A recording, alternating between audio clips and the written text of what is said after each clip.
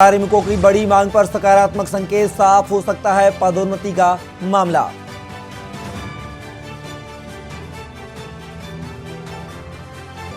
जोशीमठ में बीकेटीसी ने मदद को दिए 5 लाख रुपए। मुख्यमंत्री ने अध्यक्ष राजेंद्र अजय को बनाया विशेष प्रतिनिधि। मौनी अमावस्या आज साल का दूसरा बड़ा स्नान पर्व। हरिद्वार में भोर से आस्था की डुबकी लगा रहे श्रद्धालु।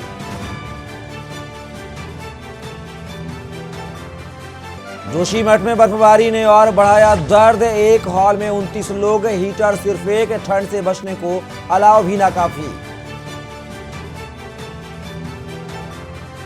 प्रदेश में फिर बदलेगा मौसम का मिजाज। 23 से 29 जनवरी तक बदलेगा मौसम का मिजाज। बारिश बर्फबारी की संभावनाएं।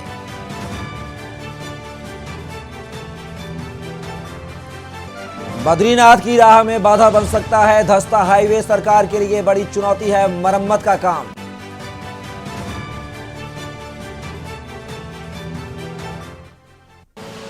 आप देख रहे हैं के न्यूज, खबरों का सारथी। नमस्कार, खबर उत्तराखंड में आप सभी का स्वागत है। मैं हूं कपिल मिश्रा। खबरों की शुरुआत करेंगे डोईवाला से, जहां पर कोश्यारी ने जाना सुशीला बलूनी का हाल। खबर डोईवाला से, हिमालयन हॉस्पिटल में जाकर जाना हाल। पूर्व महिला आयोग अध्यक्ष सुशीला बलूनी का जाना हाल। 84 वर्षीय सुशीला बलूनी लंबे समय से हैं बीमार। कोश्यारी ने विनय व संजय बलूनी से ली जानकारी। गन्ना विकास समिति डोईवाला के चेयरमैन भी रहे मौजूद। मनोज नटियाल और हॉस्पिटल के डॉक्टर भी रहे मौजूद। उत्तराखंड के पूर्व मुख्यमंत्री रह चुके हैं कोश्यारी।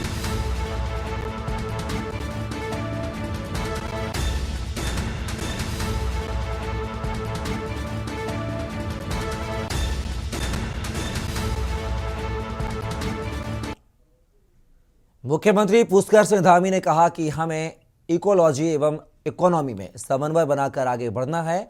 विकास कार्यों के साथ ही पर्यावरण संरक्षण के साथ आगे बढ़ना है।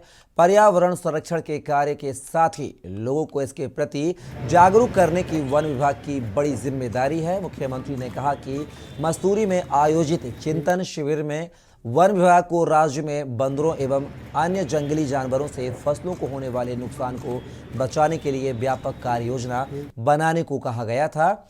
उन्होंने आशा व्यक्त की कि इस दिशा में विभाग द्वारा तेजी से प्रयास किए जा रहे होंगे। उन्होंने कहा कि वनों के माध्यम से लोगों की आजीविका तोड़ने पर विशेष ध्यान दिया जाए।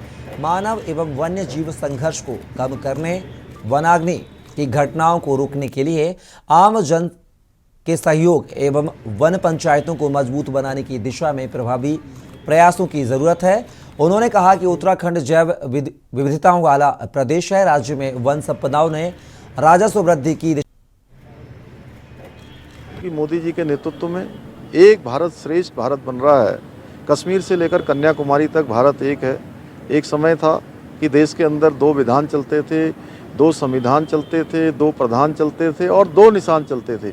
हमारे देश के यशस्वी प्रधानमंत्री मोदी जी ने देश के अंदर इस व्यवस्था को, देश की आज़ादी से लेकर जिसकी दरकार आज तक थी, जिसकी ज़रूरत आज तक थी, कश्मीर को बचाने के लिए 40,000 से भी ज़्यादा लोगों ने अपना वहाँ पर बलिदान दे दिया, अपनी शहादत दे दी, लेकिन कोई भी ऐसा कर नहीं पाया। यह काम भी किसी ने किया है, एक भारत और श्रेष्ठ भारत बनाने का। धारा 370 समाप्त करके माननीय प्रधानमंत्री मोदी जी ने किया है। आतंकवाद को समाप्त किया है, नक्सलवाद को समाप्त किया है। देश के अंदर जितनी विघटनकारी शक्तियाँ थीं जो समय समय पर मुंह उठाती थी, उन सबको समाप्त करने का काम किया। और जो लोग इस प्रकार की बात कर रहे हैं, उन्होंने देश के अंदर देश की आज़ादी से लेकर लंबे समय तक शासन किया है, लंबे समय तक सत्ता चलाने का काम किया है। ऋषिकेश के गंगा रिसोर्ट में उत्तराखंड के स्वास्थ्य मंत्री धन सिंह रावत ने ईट राइट मिलेट मेले का शुभारंभ किया, जिसमें राज्य सरकार ने प्रधानमंत्री नरेंद्र मोदी के सपने को साकार करने के लिए मोटे अनाज को उत्तराखंड में भी प्रमोट करना शुरू कर दिया है, जिसमें यहां के फेमस होटल और रेस्टोरेंट अपना सहयोग कर रहे हैं। धन सिंह रावत ने कहा कि हमने किसानों को फायदा देने के लिए मोटे अनाज मड़वे का समर्थन मूल्य 37.50 घोषित किया है, जिससे किसानों के साथ साथ आम लोगों को फायदा मिले।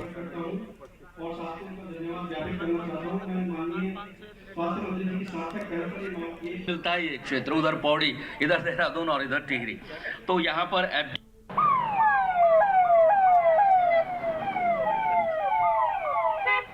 पहले तो मैं माननीय प्रधानमंत्री जी का धन्यवाद देना चाहता हूं कि इस वर्ष को उन्होंने मिलेट वर्ष के रूप में घोषित करने का निर्णय किया है। और हम भी अपने प्रदेश में आपने देखा होगा कि पहली बार हमने मंडवे का 37.5 रुपये जो है एक पर किलो के हिसाब से समर्थन मूल्य घोषित किया है। और पूरे प्रदेश में हमारा विभाग जो है 4-5 जिलों में मिलेट मेले लगा रहे हैं। आज हमारा यहाँ पे कार्यक्रम हो रहा है ऋषिकेश और बिल्कुल की रेती में। आप देख ही रहे कि बहुत अच्छा कार्यक्रम यहाँ पे चल रहा है। 2024 की तैयारियों में बीजेपी अभी से जुट गई है। हाल ही में बीजेपी संगठन द्वारा जिला अध्यक्षों की नियुक्ति के बाद मंडल अध्यक्षों के नामों की घोषणा की गई। इन नए मंडल अध्यक्षों का हरिद्वार के जगजीतपुर स्थित भाजपा कार्यालय में सम्मान किया गया। कार्यक्रम में स्थानीय सांसद डॉक्टर रमेश पोखरियाल निशंक पहुंचे, जिन्होंने भाजपाइयों को केंद्र और राज्य की सरकारों की जन कल्याणकारी योजनाओं को जनता के बीच ले जाने की बात कही। सांसद रमेश पोखरियाल निशंक का कहना है कि नई मंडल अध्यक्षों का आज सम्मान किया गया है। लोगों में काफी उत्साह देखने को मिल रहा है। आगामी निकाय चुनाव और 2024 के चुनाव में बीजेपी की जीत होगी। इनका कहना है कि देश ने तो पहले ही अपना निर्णय लिया हुआ है कि मोदी के नेतृत्व में अगली सरकार भी बनी है। केंद्र में उत्तराखंड भी रिकॉर्ड तोड़ेगा, इसलिए बीजेपी का कार्यकर्ता ताकत के साथ जुड़ा हुआ है। यही नतीजा है कि जिला पंचायत चुनाव में 33 वर्ष का रिकॉर्ड बीजेपी ने तोड़ दिया। यह देश में एक उदाहरण है। जिला पंचायत अध्यक्ष, उपाध्यक्ष और ब्लॉक प्रमुख निर्विरोध चुने गए। जो नए हमारे मंडल अध्यक्ष आज जिनका सम्मान था और सभी लोग मंडलों से आए हुए थे, तो जिस तरीके से ये गठन हुआ है और जो उत्साह है लोगों में, अभी स्थानीय निकाय के चुनाव आएंगे और फिर 24 का तो चुनाव आ ही रहा है, तो लोगों के मन में बहुत जोश है। और देश ने तो वैसे ही वातावरण बना रखा है कि मोदी जी के नेतृत्व में अगली सरकार भी बननी है केंद्र में। खबर हरिद्वार से है, जहां भारतीय कुश्ती महासंघ के अध्यक्ष ब्रजभूषण शरण सिंह के खिलाफ कई बड़े पहलवानों द्वारा मोर्चा खोला गया है। इसी के साथ विपक्ष भी इस मुद्दे पर बीजेपी को घेरने का कार्य कर रहा है। उत्तराखंड में युवा कांग्रेस के राष्ट्रीय अध्यक्ष के आह्वान पर हरिद्वार में युवा कांग्रेस कार्यकर्ताओं द्वारा ब्रजभूषण शरण सिंह का पुतला दहन किया गया और मांग की गई कि इन्हें पद से बर्खास्त कर जेल भेजा जाए।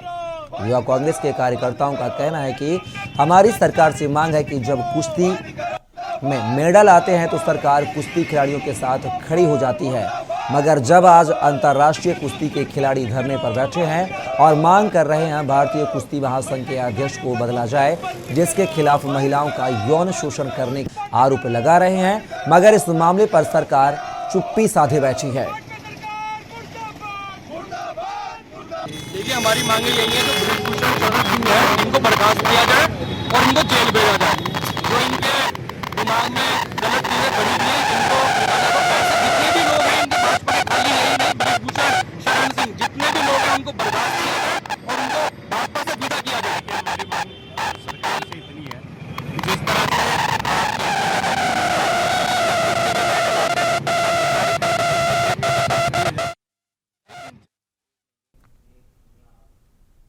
फिलहाल वक्त है ब्रेक का। ब्रेक के बाद जल्द हाजिर होंगे। आप बने रहिए के न्यूज के साथ।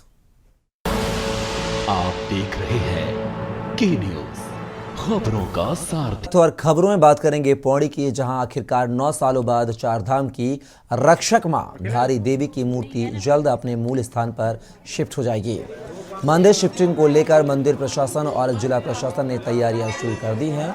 इसके लिए धारी देवी मंदिर का नए सिरे से रंग रोगन किया जा रहा है, साथ ही टूटी फूटी जगहों को ठीक किया जा रहा है। लंबे इंतजार के बाद धारी देवी की मूर्ति नवनिर्मित मंदिर में विराजमान होगी। मंदिर के पुजारी ने शिफ्टिंग के लिए 28 जनवरी का दिन तय किया है। पुजारी न्यास ने क्षेत्रीय विधायक और कैबिनेट मंत्री डॉक्टर धन सिंह रावत को भी कार्यक्रम में शिरकत करने का न्योता दिया है। मंदिर के पुजारी ने बताया कि सिद्धपीठधारी देवी का ये मंदिर श्रीनगर से करीब 13 किलोमीटर दूर अलकनंदा नदी किनारे स्थित है। श्रीनगर जल विद्युत परियोजना के निर्माण के बाद यह जो क्षेत्र है डूब क्षेत्र में आ गया था।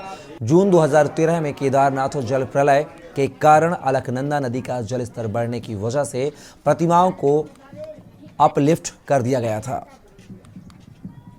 यहाँ पे शुरू हो जाएगा। ऐसा है, इसमें हम सत्चंडी का विधान करेंगे। सबसे पहले जगह का शुद्धिकरण किया जाएगा और 21 ब्राह्मणों के द्वारा यहाँ पाठ किया जाएगा, पूजन किया जाएगा। 24 तारीख से हमारा सत्चंडी का पाठ शुरू होगा। हालांकि 22 तारीख से ही प्रक्रिया शुरू हो जाएगी, लेकिन 24 तारीख से जो है बसंत पंचमी जो आती है, बसंत पंचमी दिन से हम लोग जो है सत्चंडी का आयोजन करेंगे और ठीक अष्टमी को शनिवार को 28 तारीख को देवी को सुबह शुभ मुहूर्त में जो है स्थिर लगन में माँ को यहाँ विराजमान किया जाएगा। ज्वालापुर के पूर्व बीजेपी विधायक सुरेश राठौर द्वारा बहादुराबाद थाने में 11 जनवरी को अपने घर में चोरी होने की सूचना दी थी। इस मामले में पुलिस ने मुकदमा दर्ज कर जांच की और इसमें पूर्व विधायक सुरेश राठौर के घर में कुछ समय पूर्व नौकरी करने वाले अंकित निवासी बिजनौर के रहने वाले एक युवक को शक के आधार पर गिरफ्तार किया गया था। पूछताछ में अंकित ने अपना जुर्म कबूल किया। पुलिस ने अंकित की निशानदेही पर काफी सामान बरामद किया, मगर अंकित द्वारा चोरी किए गए लैपटॉप को जब पुलिस बरामद करने अंकित के दोस्त के घर दिल्ली लेकर गई, जहां पर उसने मौका देखकर पुलिस को चकमा देकर बिल्डिंग की छत से कूद गया और नीचे गिर गया, गंभीर रूप से घायल हो गया। पुलिस द्वारा अंकित को उपचार के लिए अस्पताल ले जाया गया, जहां पर उपचार के दौरान उसकी मौत हो गई।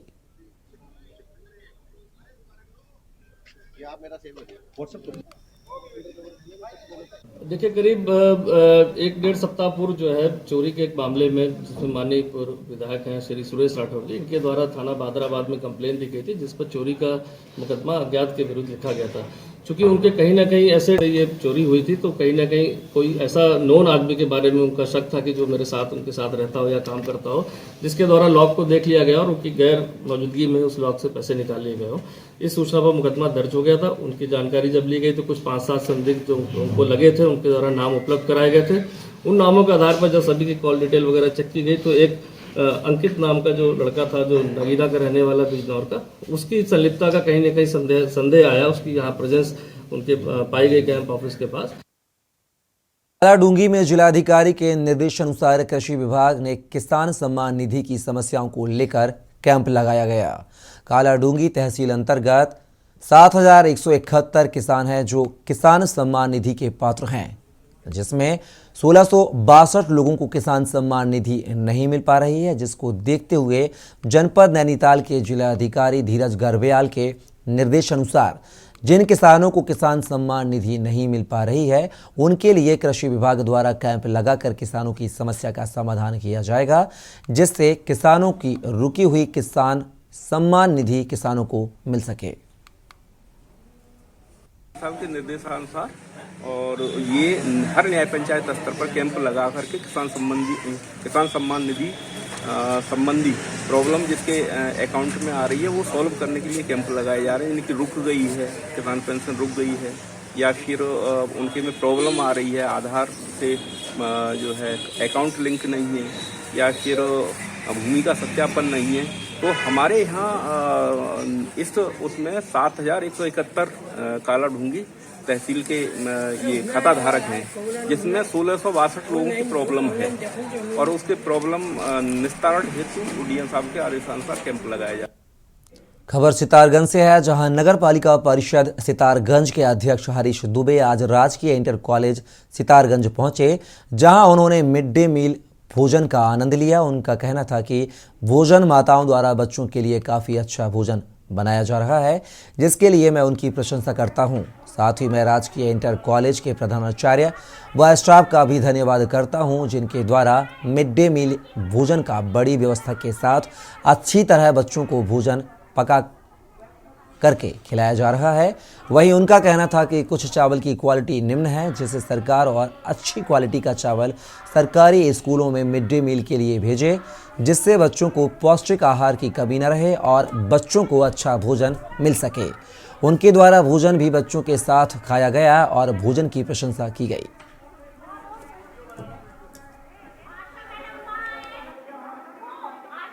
क्रम में GGIC बालिका इंटर कॉलेज में पहुंचा था। वहां पे समय था भोजन का और जो मिड डे मील द्वारा खाद्यान्न दिया जाता है। आज मैंने बच्चों के साथ बैठकर भोजन किया, भोजन की गुणवत्ता जानने के लिए, और मैंने उसमें पाया कि जो भोजन माताओं ने भोजन बनाया था वो वाकई काबिले तारीफ है। इसके लिए मैं भोजन माता की तारीफ करता हूँ और बधाई भी देता हूँ, धन्यवाद भी देता हूँ।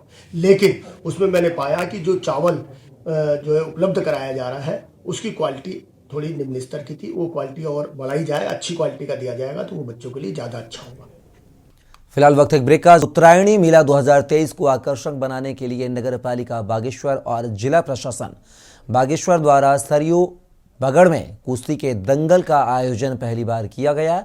सरयू बगड़ में आयोजित कुश्ती दंगल को भव्य मनोरंजक बनाने के लिए बागेश्वर जिले के उद्योगपति दलीप सिंह खेतवाल को प्रायोजक और प्रोपराइटर बनाया गया। 2 दिन तक चलने वाले कुश्ती दंगल के में उत्तराखंड, हिमाचल प्रदेश, उत्तर प्रदेश, राजस्थान, मध्य प्रदेश, हरियाणा, पंजाब राज्य के साथ नेपाल के कुल 20 पहलवान पहुंचे। आयोजक नगर पालिका परिषद बागेश्वर के अध्यक्ष सुरेश सिंह खेतवाल का कहना है कि 2023 के उपलक्ष्य में उत्तरायणी मेले को भव्य बनाने के लिए कुछ प्रयोग हमारे द्वारा लगातार किए जा रहे हैं। उसी को देखते हुए कुश्ती दंगल का आयोजन कराया गया है। वहीं जिलाधिकारी बागेश्वर अनुराधा पाल का कहना है कि नगर पालिका बागेश्वर के अध्यक्ष द्वारा पहली बार कुश्ती दंगल का आयोजन किया गया है। उत्तर भारत राज्यों के सभी पहलवान बुलाए गए हैं। कुश्ती दंगल का स्टैंड है वो राष्ट्रीय स्तर का है। भविष्य में भी इसी प्रकार के आयोजन जिला प्रशासन बागेश्वर जरूर कराएगा।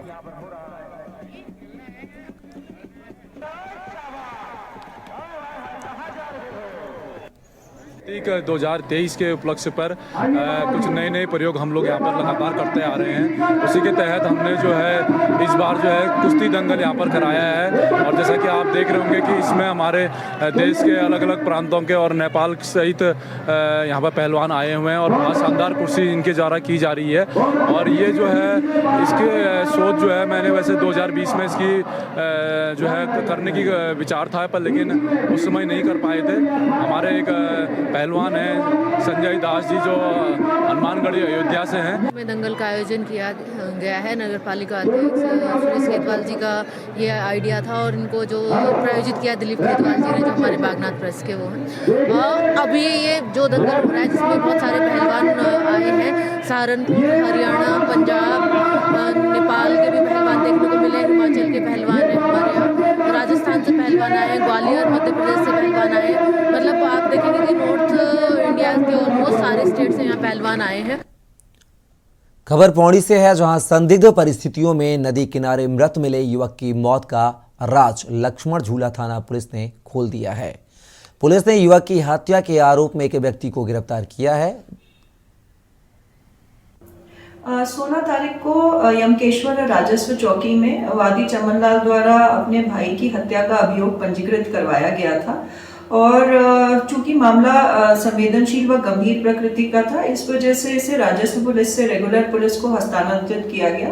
थाना लक्ष्मण झूला में मेरे द्वारा इसमें एक टीम गठित की गई और टीम द्वारा अथक प्रयास करते हुए 24 घंटे के अंदर ही सुरागरसी, पतारसी और सर्वेलांस के माध्यम से जो इसका मुख्य अभियुक्त था जिसने मृतक की हत्या की थी, उसको कल देर रात्रि जगाधरी हरियाणा से गिरफ्तार किया गया है और टीम द्वारा काफी अच्छा काम किया गया। इस वजह से इनको 2500 का इनाम दिया गया है।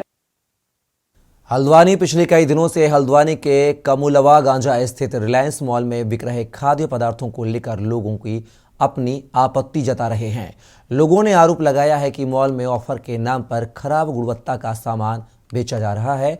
वहीं बीते दिवस एक ग्राहक ने खाद्य विभाग के अधिकारियों के पास इस बात की आपत्ति दर्ज कराई थी कि उसके द्वारा मॉल से खरीदे गए खजूर के पैकेट में कीड़े निकले, जिसे लेकर खाद्य विभाग की टीम ने आज मॉल पहुंचकर बेसन और खजूर के सैंपल लिए। जिलाधिकारी अभी अधिकारी संजय कुमार सिंह का कहना है कि लोगों की शिकायत मिलने पर त्वरित कार्यवाही की जाएगी। नहीं, हमें जो अभी शिकायत मिली थी कि किसी ने खजूर लिए थे, उसमें कुछ कीड़ों की शिकायत की थी, तो हम यहाँ आए थे। तो जिससे शिकायत थी वो क्योंकि पैकेट बंद है तो उसका नमूना लेकर भेज रहे हैं। नमूने में सैंप रिपोर्ट जैसी भी आएगी उसके हिसाब से आगे कार्रवाई की जाएगी। इसके अलावा हमने एक बेसन का नमूना और लिया है, तो आज हम 2 नमूने ले रहे हैं यहाँ से। तो जैसी भी रिपोर्ट होगी उस पर कार्रवाई करेंगे। और जहाँ तक शिकायत की बात है, हमारे पास तो जिस समय भी कोई शिकायत आती है उस पर तत्काल कार्रवाई की जाती है। ऑफर में था 99 रुपये ऑफर लगा, हम लगे 2 पैकेट लगे। आज पहले तो कल खाने खाया तो उसको पता नहीं पाया, सारे बच्चों को खिला दिया। आज जब खाने के दोबारा जब इसके फाड़ा गया तो इसके बड़े बड़े कीड़े निकले, जिससे बच्चों को हो सकता है कि फूड पॉइजनिंग हो तो अच्छा हुआ। क्योंकि अभी ऐसा कुछ मामला नहीं आया है हॉस्पिटल में या किसी में, कोई ऐसे नहीं आया। छोटे छोटे भी नहीं, बहुत बड़े बड़े कीड़े निकले हैं। हल्द्वानी में गौला नदी में खनन कार्यों से जुड़े वाहन स्वामियों ने आरटीओ दफ्तर में प्रदर्शन करते हुए उनके ऊपर थोपे जा रहे अनावश्यक टैक्स व जीपीआरएस सिस्टम सहित अन्य मांगों के विरोध में प्रदर्शन किया और संभागीय परिवहन अधिकारी को ज्ञापन देते हुए बेरोजगार वाहन स्वामियों के रिलीफ दिए जाने की मांग की। वाहन स्वामियों का आरोप है कि उनके वाहन सरेंडर हैं, उनके पास कोई काम नहीं है, उसके बावजूद भी आरटीओ ने उन्हें ग्रीन सिग्नल में डाल दिया है। साथ ही ट्रैक्टर और ट्रॉली में अलग अलग टैक्स लिया जा रहा है।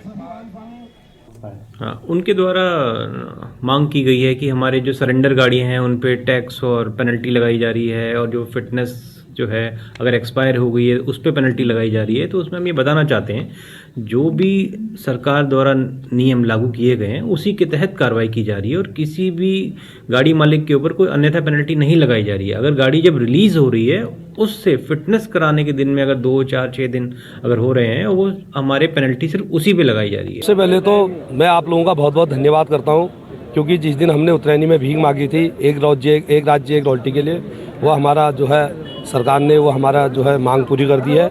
लेकिन कुछ मांगें हमारी ये हैं कि जो है हमारी गाड़ियाँ सिलेंडर है, हम लोगों के पास काम नहीं है, और जो गाड़ियाँ हमारे अक्टूबर में निकलनी थी रॉयल्टी की वजह से और स्टोन क्रेशर की वजह से हम गाड़ी नहीं निकाल पाए, हमारे पास काम नहीं था। तो आज हम देख रहे हैं कि उन गाड़ियों को आरटीओ विभाग द्वारा जो रेड सिग्नल में थी उनको ग्रीन सिग्नल कर दिया गया है। उसमें जो है टैक्स के अलावा पेनाल्टी डालनी शुरू कर दी। हमारी मुख्य मांग है, एक तो सिलेंडर गाड़ियाँ जो हमारी हैं उस पर टैक्स और पेनाल्टी लगाई जा रही है, जबकि हमारे पास काम किसी प्रकार का काम नहीं है। दूसरा, हमारी जो सिलेंडर गाड़ियों की टूटी हुई फिटनेस है उस पर पेनाल्टी लगाई जा रही है। तीसरा, हमारी जो फिटनेस 10 गुना बढ़ा दी है, फिटनेस में ने टैक्स बढ़ा दिया 10 गुना, जबकि उत्तर प्रदेश में 15 साल पुरानी गाड़ियों की जो फिटनेस है वो 1200 रुपये में ही हो रही है, हमारे वहाँ 18,000 के लगभग वो पहुँच चुकी है। और तीसरा है ट्रैक्टर ट्रालियों पर डबल टैक्स लगाया गया है, जबकि आप देखिए घोड़ा 18 टायरा होता है, उसका 450 कुंटल में गाड़ी पास है, उसका भी अलग अलग सिस्टम है, उसको एक ही टैक्स दिया जाता है। और उसके बावजूद भी जो है ट्रैक्टर और ट्राली में जो है डबल टैक्स लगाया है। हमारी मांग है कि या तो उनका वेट बढ़ाया जाए ट्रैक्टरों का, या उनको राहत दी जाए।